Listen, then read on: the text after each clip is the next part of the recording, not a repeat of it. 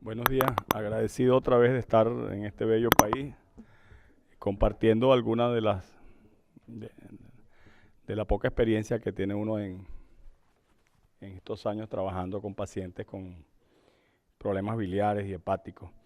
En realidad la conferencia de hoy es como un resumen de todo lo que se ha dicho en la mañana sobre hígado, combinando todas las metodologías para estudiarlo por ultrasonido. Realmente es un reto para cualquier ecografista cuando un paciente ictérico llega para una evaluación. La persona que lo manda generalmente o es un cirujano, o es un internista, o es un gastroenterólogo, o es un curioso, ¿verdad? Pero lo que ellos quieren que tú hagas, lo que ellos pretenden, es que le hagas el diagnóstico, ¿verdad? Que le digas por qué el paciente está ictérico. Y nosotros sabemos que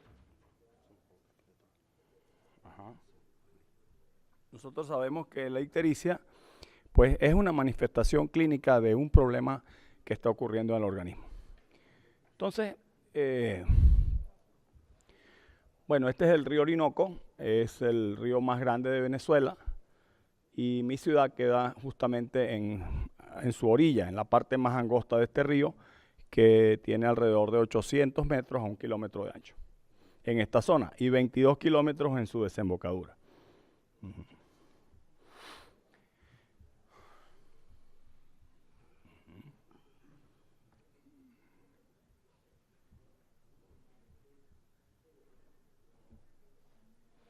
¿Ya? Bien. Muy bien, entonces vamos a hacer una especie de recopilación de las cosas que se han mencionado hoy, porque hoy hemos hablado de una infinidad de temas sobre la parte de hígado. En la sala de al lado se habló de estudio con contraste de hepatopatías, aquí se habló de tumores benignos, de tumores malignos, de elastografía. No avanza, ¿por qué?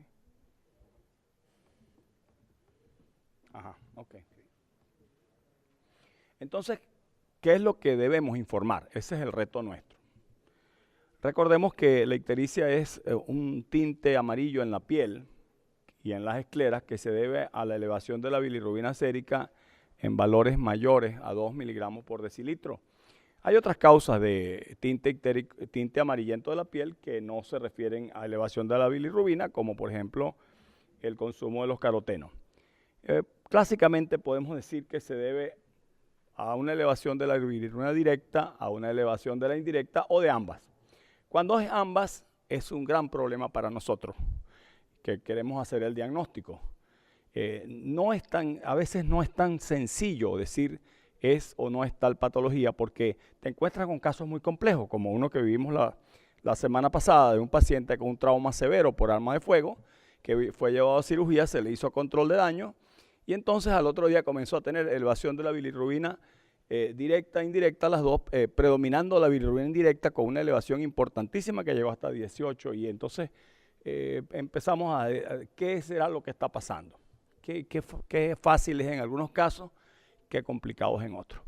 Entonces, para una forma muy sencilla de decirlo, hay causas, cuando se trata de la ictericia, causas prehepáticas, donde un grupo está preconizado por la anemia hemolítica, causas poshepáticas, donde tenemos la obstrucción biliar por litiasis u otras razones, y las causas hepáticas, donde tenemos las enfermedades difusas del hígado, de la cual hoy se ha hablado bastante. Entonces, aquí es importantísimo en la historia clínica los antecedentes, el examen físico nunca se puede olvidar, el examen de laboratorio, porque como les dije, muchos casos son muy complejos de discutir, y por supuesto las imágenes. Entonces, en la historia clínica, pues uno interroga cómo sucedió, qué ha pasado, cómo es la orina, si hay más síntomas asociados, si hay dolor o no hay dolor abdominal. La ictericia sin dolor plantea, pues, ya descarta una serie de diagnósticos, generalmente, a menos que sean pacientes añosos, diabéticos o, como mencionaba Fernando, pacientes inmunosuprimidos, donde la sintomatología a veces es un poco difusa. Entonces, ¿cómo es la orina? ¿Cómo son las heces? Si se acompaña de coluria o acolia. Entonces nosotros vamos descartando, pero el ultrasonido tiene que dar una información importante. Entonces, en la imagenología hepatobiliar nosotros disponemos de una cantidad de herramientas. La radiografía de abdomen simple, pues, es la más clásica, la más antigua, que la verdad es que da muy poca información. El ultrasonido, aquí hacemos bidimensional, tridimensional, con contraste, etc. La tomografía helicoidal con y sin contraste, que no ayuda mucho en la vía biliar. La colangioresonancia y la medicina nuclear. Entonces, como le dije, la radiografía de abdomen simple poca información da sobre vesícula y vías biliares.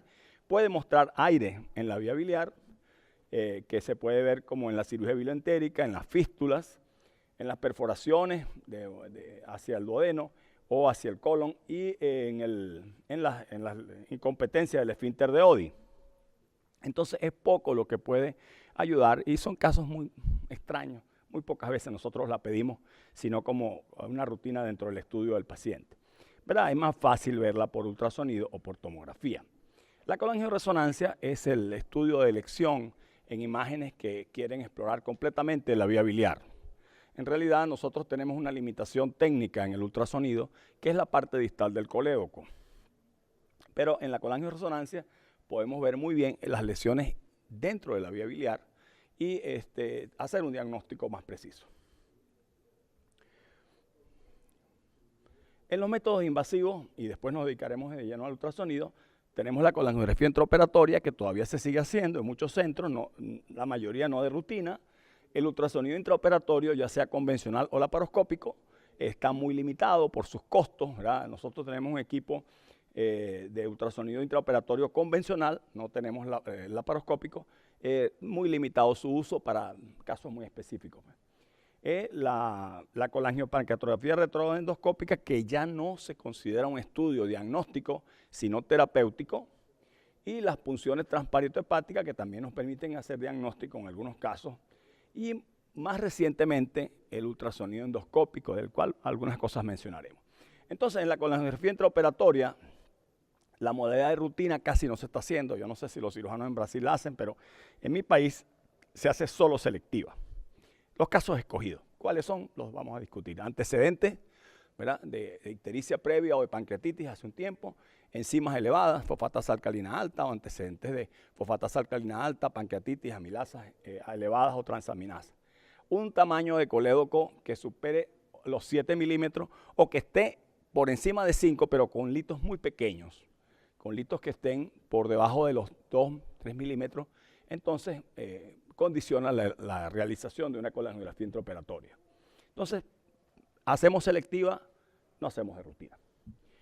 La hacemos transística o transvesicular, depende de los más, se hace más fácil ahora hacer la transvesicular por los procedimientos laparoscópicos, pero en realidad siempre es más fácil. La información que da en cálculos pequeños es limitada, el valor que tiene en cálculos pequeños no es muy alto. La transparieto-hepática realmente es una excepción en la actualidad, está limitadísima a pacientes donde no podamos llegar al diagnóstico por otra metodología, ¿verdad? Ustedes saben la técnica, se localiza por ultrasonido y se acompaña con radiología un conducto biliar de significativo tamaño, se hace una punción transcutánea y se inyecta un contraste y se toma una colangiografía, una radiografía. La colangiografía retrógrada endoscópica, como les dije, es un procedimiento que permite, a través de un duodenoscopio de visión lateral, canular la vía biliar principal por vía retrógrada e inyectar un contraste. Generalmente se acompaña de una esfinterotomía endoscópica. Es prácticamente la norma, porque o se piensa que hay el cálculo y se demuestra, o se piensa que hay un aumento del tono del esfínter de Oddi y también se hace la esfinteroplastia. O sea, casi siempre la indicación es esa. Por supuesto, como les dije antes, si estoy hablando muy rápido me lo dicen porque mi portuñol no es muy bueno. Por supuesto, si nosotros tenemos pacientes que vamos a hacerle una CEPRE, debe haber tenido un estudio previo que muestre la indicación. Y no la hacemos para estudiar, sino para resolver la enfermedad. Muy bien. Aquí tenemos algunas imágenes de RCP o colangiopatia retrógrada endoscópica. El ultrasonido endoscópico es más limitado, realmente prácticamente lo hacen los gastroenterólogos que hacen endoscopia y tienen el equipo. Tiene algunas indicaciones, en especial pacientes que sospechemos la litiasis, pero no la podamos demostrar por ultrasonido. O sea, que tengamos 2 ecos normales y veamos que de todas maneras el paciente tiene clínica, sigue con una clínica de un cólico biliar, pero en el ultrasonido abdominal no logramos demostrarlo. Entonces, en este caso, quizás una indicación sería el ultrasonido endoscópico, porque la demuestra, no solamente permite ver la vía biliar y demostrar si hay cálculos allí, sino que demuestra la presencia de las llamadas microlitiasis en la vesícula biliar. Que nosotros, los ultrasonografistas, a veces nos creamos esa discusión de si es barro o no es barro biliar o son microcálculos, y esa discusión realmente se resuelve con el ultrasonido endoscópico. Es muy útil en pacientes con pancreatitis aguda, porque nosotros tenemos que pensar siempre que un paciente con pancreatitis aguda que tenga una microlitiasis vesicular, hay que solucionarle su problema, hay que operar a ese paciente, porque va a seguir haciendo pancreatitis. Lo que pasa es que muchas veces no logramos demostrarlo en los primeros intentos con el ultrasonido abdominal. Entonces, fíjense que hay estudios que demuestran que un porcentaje de esos pacientes tenían litiasis y no se demostró en el abdomen. Fíjense, pacientes que tenían microlitiasis con un diámetro del conducto biliar principal menor de 10 milímetros. Entonces aquí tenemos algunas imágenes. Yo no hago ultrasonido endoscópico, ¿verdad? Eso se limita a los gastroenterólogos, pero muchas veces, fíjense, el colédoco distal, que para nosotros por ultrasonido está muy lejos, ¿verdad? Es difícil de ver porque tenemos el duodeno, tenemos la sombra del aire que no nos deja verlo, ¿verdad? Pero en el ultrasonido endoscópico sí se puede demostrar, y a la vez se puede estudiar el páncreas y hasta tomar biopsia directamente. Aquí hay un cuadro de la revista Endoscopic donde demuestra qué pacientes se benefician de ultrasonido endoscópico, cuál de estos pacientes, ¿verdad?, con diámetros de colédoco menores o mayores de 7 milímetros, con riesgo moderado o alto de pancreatitis aguda, se benefician de un ultrasonido endoscópico. Entonces tenemos que pensar que si la demostración no se logra por ultrasonido abdominal y por colangioresonancia, pues debemos tener esta arma como posibilidad. Entonces la probabilidad de coledocolitiasis aumenta, por supuesto, con el aumento del diámetro del colédoco, y ustedes lo saben, y con el aumento de las enzimas. Cuando tenemos la ictericia de origen desconocido, ¿verdad?, en un estudio hecho con 147 pacientes, en 65% se demostró que tenían neoplasia, 18% colelitiasis o coledocolitiasis y 11% en ictericia. Entonces, en este caso, en este estudio, el 50% de las CEPRE que iban a ser diagnósticas se evitaron. Ahora, cuando hay aumento de la bilirrubina directa, en la ictericia obstructiva, puede ser por defecto del hepatocito para excretar la bilirrubina directa al canalículo biliar, por reflujo biliosanguíneo, por permeación, lesión o necrosis hepatocítica, por obstrucción de la vía biliar intrahepática o por obstrucción de la vía biliar extrahepática. Lo que pasa es que nosotros siempre estamos pensando que es la obstrucción de la vía biliar extrahepática. No creemos que pueda ser por lesión o necrosis del hepatocito, como está pasando con este paciente que les conté, porque la discusión se produjo muy fuerte porque un cirujano decía que el cirujano que lo operó había ligado un conducto biliar principal, y la cirujano que operó a la paciente sabía que el taponamiento se hizo en la parte superior y nunca llegó a las vías biliares. Entonces, uno siempre está pensando que es la vía biliar extrahepática, y en realidad no es así. No todos los aumentos de bilirrubina directa son por lesión de la vía biliar extrahepática. Entonces, un porcentaje debemos considerar que se trate de una lesión hepatocítica. Este cuadro, por supuesto, yo le hice una pequeña modificación en esta parte, porque en esta revista, pues, como es hecha por gastroenterólogos, siempre están pensando que si tenemos un colédoco dilatado y no tenemos una litiasis demostrada, entonces debemos ir a ultrasonido endoscópico. No es así. Si nosotros tenemos un colédoco dilatado y no podemos demostrarlo por ecografía abdominal, pues este paciente debe someterse a una resonancia magnética antes de ir a un ultrasonido endoscópico. Ahora, si en el ultrasonido endoscópico o en la resonancia magnética se demostró la presencia de cálculos y esos cálculos tienen menos de 15 milímetros, pues este paciente va perfectamente a una CEPRE terapéutica. Pocos grupos de gastroenterólogos que hacen CEPRE trabajan con litiasis mayores de 1,5 cm o 2 centímetros, porque entonces tienen que utilizar métodos de litotripsia para destruir estos cálculos y sacarlos. Recuerden que el paciente que tiene un cálculo de 2 centímetros dentro de la vía biliar tiene una vía biliar muy dilatada. Si no, no puede alcanzar este tamaño el cálculo. Una vía biliar muy dilatada se convierte en un reservorio para nueva formación de cálculos. Entonces, las CEPRE, la colangiopancreatitis retrógrada endoscópica y la sección de la papila permite solucionar el problema del éstasis. Pero esto conlleva a nuevas y nuevas CEPRE cada vez que pasan los años. Ahora, si nosotros pensamos y demostramos que es tumoral, por supuesto que este paciente tiene que hacerse la biopsia pues, y complementar y estadificar e ir a otro tipo de procedimiento. La colestasis intrahepática, las causas generalmente son lesiones hepatocíticas, como alcohólicas, virales, autoinmunes, cirrosis biliar primaria, colangitis eclorescente primaria, infiltrativas como tumorales o granulomatosas. Es imposible que un cirujano esté dando una conferencia de ultrasonido de vías biliares y no hable de la vesícula biliar, que es nuestro gran aliado, nuestro amigo, compañero de todos los años, ¿verdad? Para los cirujanos la vesícula biliar pues es como parte de la familia, digamos así, como uno más de la casa, porque ese es el que nos permite a nosotros mantenernos como cirujanos, y eso es en todo el mundo.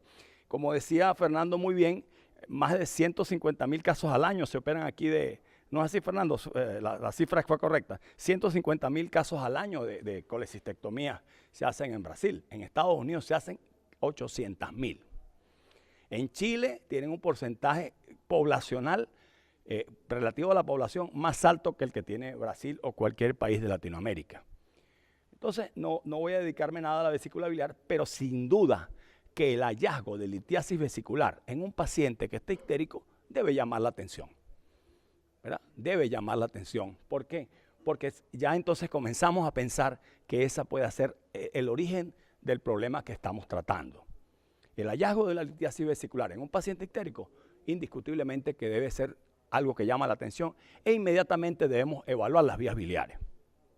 Como en este caso, por ejemplo, donde la vía biliar se encontraba dilatada. El paciente tenía una colecistitis aguda. Si tiene una colecistitis aguda y no tiene la vía biliar dilatada y tiene una bilirrubina que no llega a los 4 miligramos por decilitro, es posible que no haya cálculos en colédoco, sino que se trata solamente de un proceso inflamatorio, que muy bien lo mencionó Fernando, cuando la inflamación de la vesícula biliar se exterioriza hacia los órganos que están cercanos. Fíjense, este caso, por ejemplo, una compresión extrínseca, fíjense el fondo de la vesícula, fíjense cómo el bacinete comprime la vía biliar, donde se ve barro en esta imagen, ¿verdad? Entonces, muchas veces cuando operamos al paciente y sacamos la vesícula o la descomprimimos, vemos como el colédoco llega otra vez a su diámetro normal. O con casos más severos, como los que mostró él muy bien, ¿verdad? No voy a perder más tiempo porque realmente la exposición fue muy completa, muy brillante. Nosotros debemos siempre, el ecografista debe evaluar la vesícula biliar e inmediatamente estar seguro del diámetro del conducto biliar. Este caso, por ejemplo, un paciente con un cuadro inflamatorio muy severo, ¿verdad? Muy severo, un hidrocolecito muy severo, en la vía biliar estaba dilatada. Otros casos similares, no voy a dilatarme mucho, pero hay que tener cuidado. Hay que tener cuidado si el paciente está ictérico y tenemos la vesícula biliar de paredes gruesas, pero la luz se ha reducido. Hay que tener cuidado con esto, cuando se produce reducción de la luz vesicular en vez de distensión. Cuando en la conferencia anterior Fernando hablaba de la colecitis aguda, hablaba de distensión de la vesícula biliar, de aumento del diámetro por encima de los 4 centímetros del diámetro. Cuando nosotros tenemos una pared engrosada con edema y en vez de distenderse, esa pared, la luz disminuye, tenemos que pensar que puede haber una causa extravesicular, ¿verdad? Como en el caso que se ve en el dengue, como se ven en las hepatitis, ¿verdad? Y mucho cuidado cuando tenemos un paciente agudo y tenemos una imagen que se parece a la vesícula, como esta, que se convierte en un falso positivo, que muchas veces lo reportan como una colecistitis aguda, y lo que tenemos es una dilatación de un asa intestinal que está al lado cercana, ¿verdad? Hay que tener también mucho cuidado en el informe cuando encontramos líquido perivesicular, si hay líquido ascítico además de eso. Y a veces tenemos que buscar a los obstetras, como el doctor Juan Bracho, que está ahí sentado atrás, ¿verdad? Porque nos encontramos con una vesícula que tiene una imagen que parece un embarazo. Entonces uno dice, bueno, ¿y entonces qué pasó aquí? ¿Cómo fue que sucedió esto? Nadie lo puede explicar, a menos que sea un obstetra como el doctor que va a venir. Pero no crea, doctor, que usted va a atender esa cesárea, esa la voy a atender yo. La va a atender el cirujano. Muy bien, entonces la coledocolitiasis puede alcanzar hasta el 10% de los casos. En pacientes que aparentemente no han tenido ictericia, pues hay un porcentaje de ellos que pueden tener litiasis vesicular oculta. Puede o no haber manifestaciones de ictericia, puede o no haber otras manifestaciones como la colangitis y puede llegar a la pancreatitis. Entonces es muy importante evaluar el conducto biliar desde su origen, ver si la dilatación, por supuesto, generalmente distinguimos la dilatación proximal. Tenemos un porcentaje de pacientes que vamos a ver los cálculos. Ese porcentaje estará alrededor del 70%, pero la dilatación sí la debemos ver en todos los pacientes, y tenemos que reportarla en el informe. Porque para el cirujano eso es muy importante. Es vital que si usted se equivoca y le dice que el colédoco es normal, el cirujano puede cometer el error de operar al paciente y no hacerle una colangiografía. O no pedir un estudio complementario como una colangioresonancia. Entonces, para los que están empezando, para los que todavía no estamos empezando, ¿verdad? Y a veces tenemos dudas, tenemos el Doppler que nos ayuda a distinguir y ver dónde está la porta, dónde está la arteria hepática y dónde está el conducto biliar. Recuerden que en pacientes añosos la arteria hepática se dilata un poco más y algunos reportan la arteria hepática como si fuera el colédoco. Bueno, cuando estudiamos las vías biliares, recordemos que el conducto biliar principal tiene un segmento proximal, un segmento de medio y un segmento posterior que está al lado del páncreas, que son los segmentos difíciles de evaluar. Esta parte distal pues es difícil de ver. Recordemos que el diámetro está entre 4 y 7 milímetros. Es muy importante saber que precede a la dilatación de los conductillos y también puede preceder a la hiperbilirrubinemia. O sea que el paciente puede tener una dilatación del conducto biliar o de los conductos y no estar ictérico. Pero ese paciente debe ser estudiado de inmediato. Entonces nosotros tenemos que aprender, ¿verdad? Y recalcar que hay que aprender, hay que buscar la forma de evaluar el conducto y medirlo bien y estar seguro, ¿verdad? Mucho cuidado, ¿verdad? Cuando tenemos dilataciones y no vemos cálculos, ¿verdad? Dilataciones muy importantes de vías biliares. Bueno, los tumores de la vesícula biliar, pues Fernando les va a hablar de algunos de ellos. El más agresivo es el carcinoma de la vesícula biliar, es la más frecuente de la neoplasia maligna. Lo malo de esta es que el diagnóstico casi siempre es tardío, afortunadamente es poco frecuente, pero casi siempre se acompaña de litiasis. O sea que ese que le recomienda a los pacientes que tienen litiasis que no se operen nunca, no les está haciendo un favor. Más frecuente en el sexo femenino, más frecuente en la sexta década de la vida, y se asocia mucho con vesícula de porcelana. En Latinoamérica, el país que más alto del mundo en cáncer de la vesícula biliar es Chile, después sigue México y después Bolivia, y se asocia a factores de alimentación. Entonces, una lesión dentro de la vesícula biliar que no se movilice, que no dé sombra y que esté presente ella en Doppler, esto debe llamarnos la atención siempre. siempre. A veces tenemos una imagen de una litiasis y una imagen que está cercana que no lo es. Entonces tenemos dos diagnósticos que hacer inmediato. ¿Es barro biliar o es una lesión polipoidea o tumoral de la vesícula biliar? Vamos al Doppler y entonces tratamos de aclararla. Las lesiones pequeñas a veces no dan señal. Bien.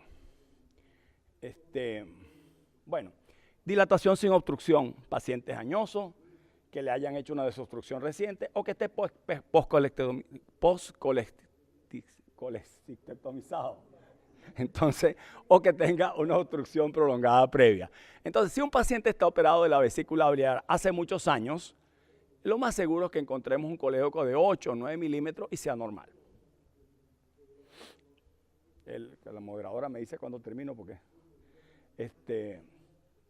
la obstrucción proximal al hepatocolédoco, obstrucción aguda precoz, ductos no distensibles o enfermedad hepática e infiltrativa. La enfermedad Caroli, el síndrome de Mirici, la neoplasia hepática y el tumor de Klatskin son otras tres condiciones. El colangiocarcinoma creo que lo trataron hoy en la mañana, no voy a dictar algunas imágenes nada más para que lo vean. Son pacientes que vienen con ictericia, con lesiones tumorales importantes. Es un tumor que, esta fue un abogado, una paciente que se presentó a la consulta porque tenía una molestia y no encontramos cómo decirle porque el familiar no quiso que le dijera que tenía un cáncer avanzado, pero en realidad son tumores muy vistosos en los colangiocarcinomas. Bueno, voy a hablarles un poco de las lesiones, las estenosis, ¿verdad? Entonces, las estenosis, nosotros tenemos las estenosis que son derivadas de cirugía, las estenosis quirúrgicas, postoperatorias o reintervenciones, los colangiocarcinomas y la extensión de los tumores adyacentes. Las estenosis son el 5% de los casos. Entonces, aquí tenemos un caso de una estenosis postoperatoria. Esta paciente tuvo una lesión biliar, la trataron de corregir 2 veces a la semana de operada y cuando nos llegó estaba nuevamente ictérica y fíjense lo que se ve. Tenemos los hepáticos completamente dilatados y una franja muy estrecha que permite el paso al asa intestinal. Pues fíjense, este es el asa intestinal donde se hizo la derivación y aquí tenemos el área de estenosis. Aquí se ve otro caso, una estenosis postoperatoria, había sido intervenida 2 veces y viene con ictericia. Entonces, por supuesto que hay otros estudios que hay que hacerle, pero nosotros demostramos muy bien este ultrasonido que la comunicación estaba estenosada. Otro caso de estenosis postoperatoria.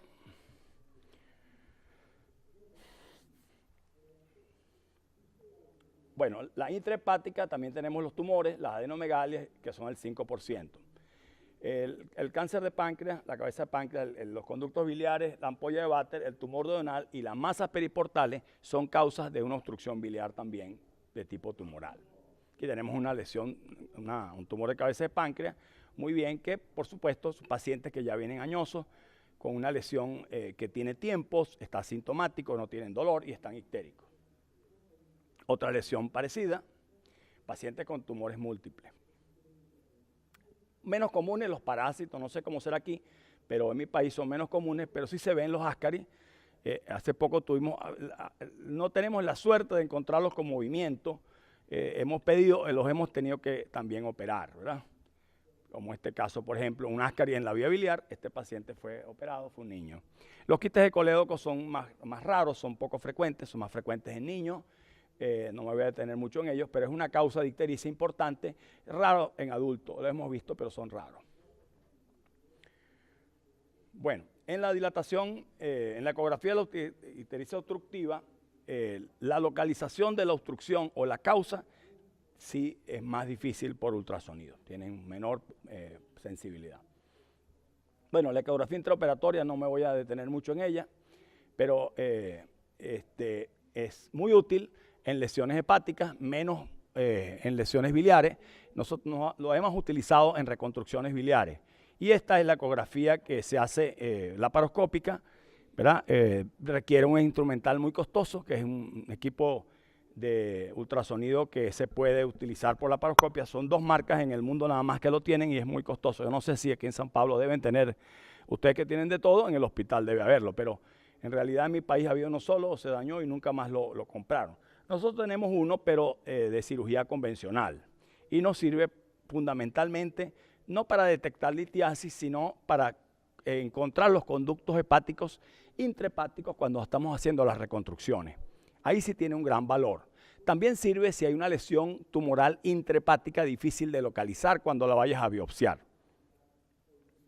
Acuérdense que los tumores hepáticos por ultrasonido se ven fácil, pero en la vida real, cuando está en la laparoscopia, a veces el tumor está dentro y no lo logras ubicar.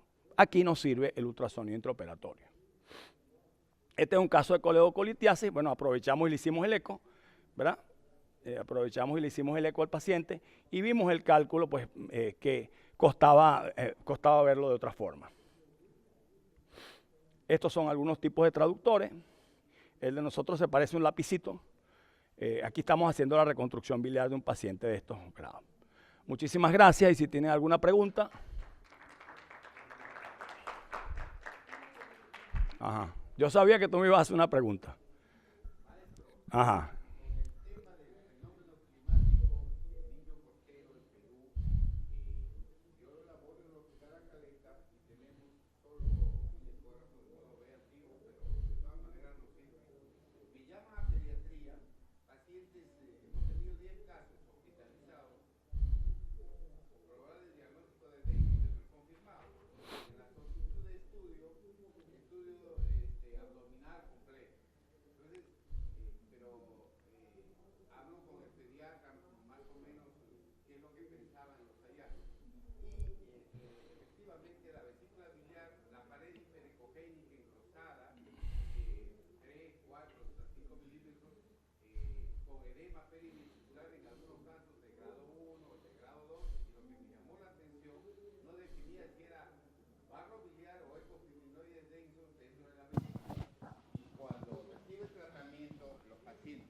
Van evolucionando mejor, al menos el edema va disminuyendo y el grosor de la pared. Efectivamente, cuando usted señala los casos de dengue, y estábamos pensando protocolizar el estudio en esta etapa, porque los pacientes hospitalizados con dengue y el servicio de pediatría hemos tenido en 2 meses 10 pacientes. Ese es el alcance que le hago, maestro.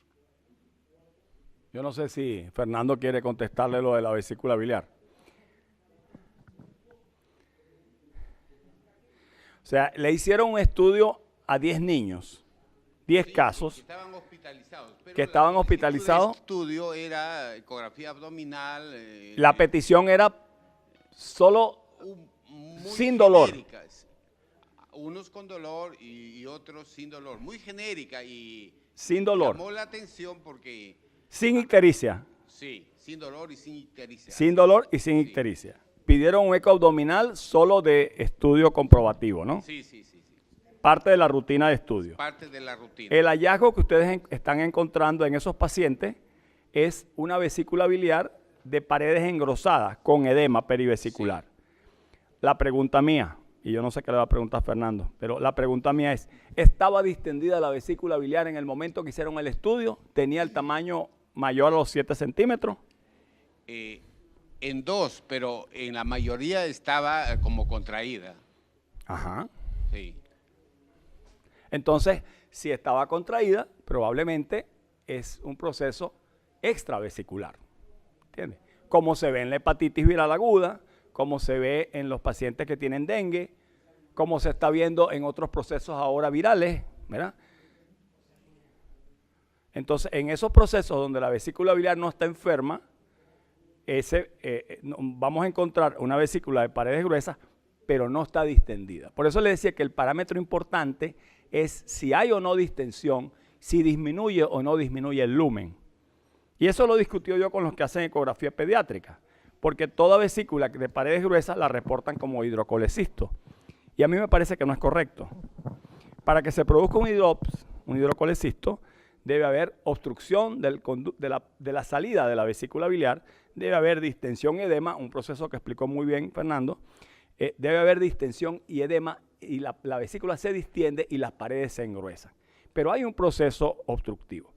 ¿Qué les puedo decir de la experiencia? Que muchas veces cuando operamos a esos pacientes no hay el cálculo. Esas colecistitis alitiásicas, a veces el proceso inflamatorio afecta el conducto cístico y se produce como una torsión que impide la salida de la bilis. Porque nosotros no lo vimos en el eco y no lo encontramos en la cirugía. Entonces, hay que tener mucho cuidado, y muy bien lo dicen los autores, que las colecistitis alitiásicas son más peligrosas que las litiásicas, porque el diagnóstico se hace más tarde, a veces no se hace.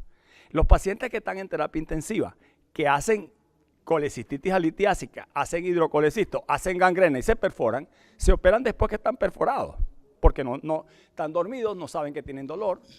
Ahora, ¿cuál es la recomendación que yo le hago? Que repitan el ultrasonido en ese paciente en un lapso de un mes, en un lapso de 2 meses, y vean si todos los cambios que había en la vesícula biliar se redujeron o desaparecieron. Si esa vesícula biliar usted la ve a los 2 o 3 meses, no sé si estás de acuerdo conmigo, y las paredes son normales, usted ya sabe que fue un proceso extravesicular. Un capítulo interesante, y yo no sé si mencionarlo, es en las embarazadas. Las embarazadas es un fenómeno curioso. Por una cuestión hormonal, y allá están los que les gustan los obstetras aquí atrás, que tengo que mencionarlos obligatoriamente porque... Entonces, las embarazadas hacen un tipo de litiasis diferente. Hacen litiasis muy diminuta, muy pequeña. Por eso es que ellas hacen más pancreatitis.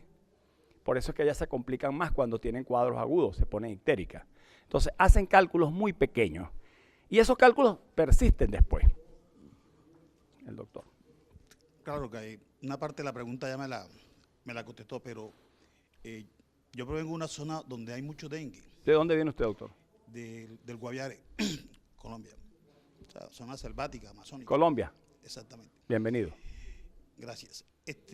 Allá se ve mucho lo que es la colecistitis alitiásica por el dengue, porque usted sabe que eso produce mucho líquido, ascitis, y también produce inflamación de las paredes vesiculares.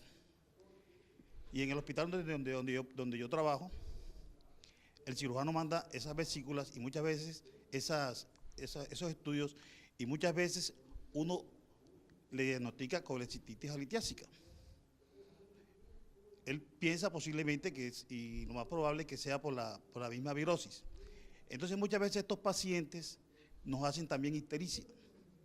Entonces uno dice, bueno, o le mandamos la resonancia magnética, como usted dice, estamos hablando de ictericia obstructiva, o le mandamos a hacerla con angio, o se espera el manejo posterior de este paciente. Lógicamente esos pacientes a veces se complican.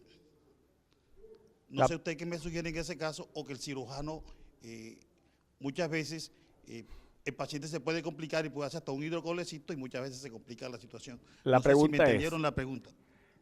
¿El paciente hace una colecistitis aguda de verdad o hace un cuadro de edema vesicular por hipoalbuminemia, por proceso inflamatorio hepático, que no es una colecistitis aguda? Fernando explicó que y perdóname que te estoy ayudando con el español, ¿verdad? Que hay un engrosamiento de la pared vesicular, pero hay una distensión de la vesícula en diámetro longitudinal y en diámetro transversal. Para algunos autores es más importante el diámetro transversal, mide los 4 centímetros, correcto, más de 4 centímetros, ¿verdad? Entonces, usted tenía eso, el paciente se puso ictérico, tenía dilatación de los conductos biliares, el conducto biliar principal, el hepatocolédoco y los conductos biliares secundarios. Si no tenía dilatación del conducto biliar, ¿verdad? Ahora, ¿cuál bilirrubina tenía elevada? ¿Tenía ambas o tenía solo la directa? Entonces, son varios criterios que nosotros tenemos que estudiar, porque ¿sabe qué cosa es mala? Operar un paciente que tiene dengue de una colecistitis que no lo es. Un paciente que está debilitado, que tiene un problema, casi siempre tienen hipoproteinemia, hipoalbuminemia, tienen también hipoprotrombinemia. tienen disminución de las plaquetas. Entonces usted tiene un paciente débil al cual va a someter a una cirugía innecesaria, ¿verdad? Porque los síntomas del dengue dan fiebre, da dolor abdominal, distensión, disminución de la fórmula blanca, disminución de las plaquetas. Entonces lo que debe estar seguro es si es una colecistitis aguda. Yo creo que ese es lo más importante. Y no solamente guiarse del engrosamiento de la pared. Usar todos los criterios, él los puso allí. Usar todos los criterios y tener cuidado cuando dice que es un MURSI positivo, cuando usted está tocando un hígado que está grande, que está inflamado. ¿Me explico? O sea que a mí me preocupa cuando a mí me llaman, es que mire, cuando llaman a alguien por un paciente ictérico, eso es un reto. Porque a veces son sencillitos. Usted va, le hace el eco y le estoy diciendo que esta semana hubo un problema en mi servicio estando yo aquí. Porque un cirujano acusó a la otra de que ligó la vía biliar. Porque claro, un hígado sangrante le ponen punto. Entonces la primera pregunta que le hice, dígale al que le va a hacer el eco que me mida la vía biliar. Si la vía biliar está normal, eso no tiene nada que ver con la cirugía. Hay un proceso de destrucción de hepatocitos, liberación. Entonces, los criterios tenemos que unirlos todos y no someter a un paciente a una cirugía innecesaria. Entonces, no solamente el engrosamiento de la pared. ¿Cuántos pacientes con hepatitis aguda ves con la vesícula biliar gruesa? Frecuente. Sí.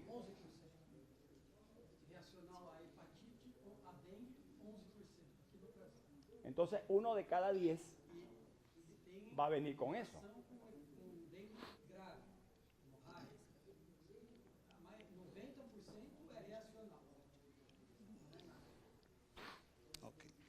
Doctor, otra pregunta. El dilema es cuando uno hace la ecografía y el cirujano se la manda, ellos quieren saber si es obstructivo o no es obstructivo. Ellos se ciñen principalmente a que sea obstructivo porque ellos dicen la bilirrubina directa está elevada. Usted en el cuadro que dice ahí, usted dice, si está el colédoco dilatado y si está un cuadro obstructivo, hay dos caminos. O se manda para la resonancia magnética o se manda para el CPR. ¿Es correcto, no es cierto? No. Si usted tiene un paciente con una colecistitis aguda, está ictérico, con bilirrubina directa predominante, ¿correcto? Exacto. Usted mide la vía biliar. Si el colédoco está más de 7 milímetros, ese paciente debe ir a una resonancia magnética. La CEPRE es solo para solucionar el problema. Aquí hacen CEPRE diagnóstica. La CEPRE, la colangiopancreatografía, ¿se hace como diagnóstico o se hace como terapéutico? Eso es un acuerdo mundial. ¿Por qué? Porque eso es un procedimiento invasivo que tiene riesgo. Hay un porcentaje de pacientes que pueden hacer pancreatitis. Entonces usted tiene que hacer, si está dilatado, hace la colangioresonancia. Y ahí el cirujano se queda tranquilito.